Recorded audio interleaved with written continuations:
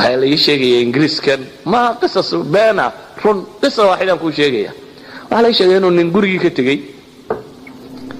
islaantii buu yimi waxay u yaro hanjabto waxay tidhi haddaad mar dambe haddaad baalkaa noqoto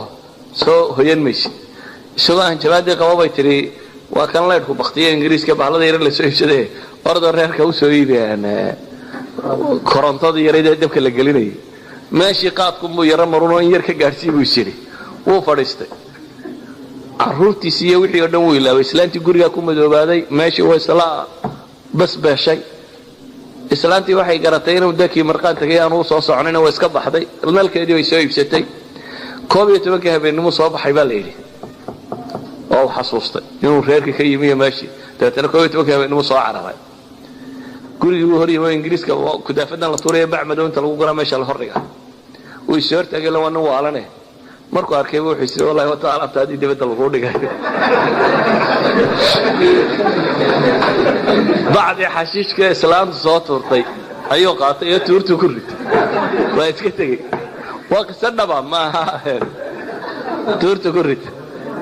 oo socday gurigii hooyadii buu tagay kabadhku furay meel buu ku cabaystay waa xidhayo habeenkii iska seexay maalmo guriga joog in yar markii gurigii la joogay ba islaantii guriga lahayd way yaabtay war guriga waxaan ka uraya waa guri xafaayada lagu xidhay kabarka la galiyay guriga waxaan ka uraya maxaa akhiran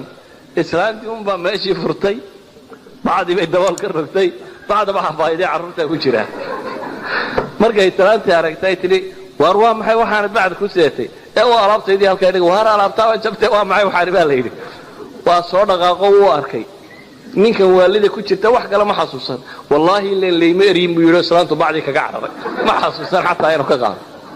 ana min alwaalid runtii haddaan siraahdo uun muhaadara ka dhig inta qise waliba rasmiya la sheegay takfiikum inuu xakani ana ahayn wax qof miyir qaba oo isticmaali karo على كل حال كما ورما يقاطي يعني سوشيالي محو دبا dhaqaale muxuu dhibaa dadnimo muxuu geystaa caafimaad muxuu yeelaa laakiin waxaan tilmaamayaa waxa weeyaan war waa daraga kamid ah laakiin waxa koowaad aynu u baahanay waxa weeyaan war macluumada waxaan inuu darag inuu dadka gaarsiino balkii cunayaana isagoo darag u garanaya cuno ilaa inuu isagoo weeysaysanay cunaya laakiin ha gartay inuu kookayinta waxaan la weeysaysanaya ama kookayintiisa markaa ha weeysaysta ma iska daayo laakiin inaynu gaarsiino mujtamaceena waxaan inuu darag yahay daragnimadiisuna ay caddahay aanay muran u baahnayn ee scientifically la proof gareynay inuu darag caadi yahay kaasnunta inay tahay daragaasi maanta ka qoran dunida oo dhan ama dunida qaybo badan oo kamid ah ka qoran maxay drug number 1 ay ku qorantay idan ahlan waxaynu u baahanay bulshadeena inaynu waxa kan geedkani wuxuu yahay Soomaali wari may baranayna inuu baro wallahu a'lam billahi tawfiq